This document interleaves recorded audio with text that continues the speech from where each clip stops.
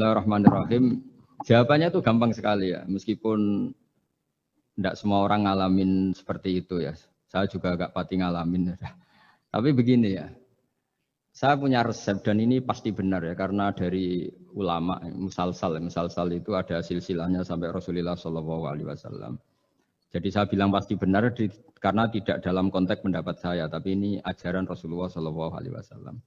Ini kan temanya tauhid ya, tauhid sebagai inspirasi. Seorang mukmin itu kan harusnya berpikir satu ridhonya Allah, keputusan Allah. Misalnya Allah merintahkan kita baik sama tetangga. Saya berkali-kali cerita setiap pengajian, ada seorang ulama itu punya tetangga itu anak muda itu sombongnya bukan main. Manggil ulama itu, ya Ahmad datang ke saya. Datang. Setelah sampai rumahnya bilang, ya Ahmad lah hajata libik, saya tidak butuh kamu, silahkan kembali ke rumah kamu. Itu Imam Ahmad santai aja, tetap senang. Setelah sampai rumah dipanggil lagi, ya Ahmad silahkan ke rumah saya. Datang lagi dengan senyum, sampai 3 kali. Ketika beliau ditanya sama pemuda tadi, kenapa Anda tidak jengkel? Padahal perilaku saya jengkelin. Terus si imam tadi bilang, wahai anak muda, saya ini senang sekali melaksanakan perintah Allah. Allah bilang, kalau sama tetangga yang baik. Karena kamu ngundang saya senang karena nuruti perintah Allah. Kamu nyuruh saya kembali, saya senang karena memang disuruh nuruti perintah tonggo. Menyenangkan tonggo, menyenangkan tetangga. Jadi saya tidak ada hubungannya dengan kamu.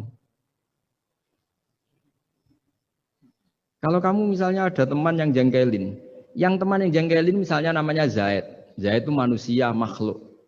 Kalau kamu ikut jengkel berarti Anda terdikte, terprovokasi oleh orang yang bernama Zaid yang statusnya hanya makhluk. Sementara Allah ngajari kita, wa ahsin man asa'a ilaika, berbuat baiklah sama orang berbuat buruk sama kamu. Berarti kalau kamu tetap baik, hubungan kamu dengan Allah.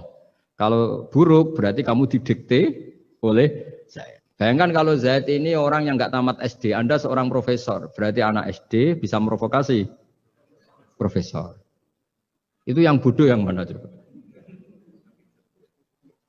Jadi ulama itu melatih. Jadi selain tadi, makanya Nabi itu punya ajaran yang memang berat ya.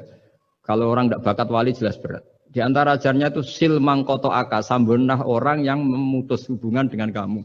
Wa ahsin man asa'a ilaika, berbuat baiklah sama yang berbuat buruk sama kamu. Itu memang berat. Makanya kamu tanyakan betul itu. Tapi bisa dilatih, yaitu ketika kita berbuat baik atas nama Allah Subhanahu wa ta'ala. Sehingga melihat yang gini-gini itu ringan. Itu kan sama seperti kiai-kiai yang dakwah di kampung-kampung pedalaman, sudah gak tahu haknya kiai, gak sopan. Lalu itu Nabi itu ketika dakwah itu kalau nuruti mangkel itu ya mangkel. Nabi misalnya memberi satu janji. Siapa yang datang ke saya akan saya kasih sesuatu yang menggembirakan. Itu orang-orang sebagian Bani Tamim bilang, ya Muhammad, sesuatu yang menggembirakan ya uang.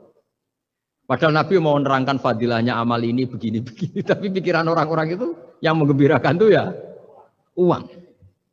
Kalau kamu kasih uang ya kita gembira, kalau enggak ya enggak. Jadi, tapi ya tadi ya, selain dilatih dengan langsung iman, dilatih punya seni kayak Imam Syafi'i tadi. Orang itu gimana? Di depan jenengan sopan, di belakang ngerasani. Baguslah saya wibawa berarti. Jadi dianggap enteng saja. Saya pernah baca juga, ada orang ketika kaya temannya banyak, ketika miskin temannya yang dulu banyak, sekarang nggak ada yang jenguk dia. Terus lapor ke seorang Habib. Ini gimana Habib? Ketika saya kaya teman saya banyak, ketika saya miskin dibiarkan sendiri. Sekarang saya buruh di orang. Ya bagus gitu. Kalau teman kamu tetap main ke kamu dalam keadaan kamu buruhnya orang, mangkuli boto, mangkuli apa, malah kamu malu jadi tontonan. Mendingan mereka nggak datang. Oh ya bagus, alhamdulillah. Jadi coba kalau kamu sudah miskin, teman-teman kamu tetap datang. Pas kamu buruh orang pasti bentak, malu enggak? Milih didolani apa milih enggak? Milih enggak. Dulu pikirannya orang kan. Jadi ulama dulu itu ngelola. Ya saya kira demikian. Ya dilatih.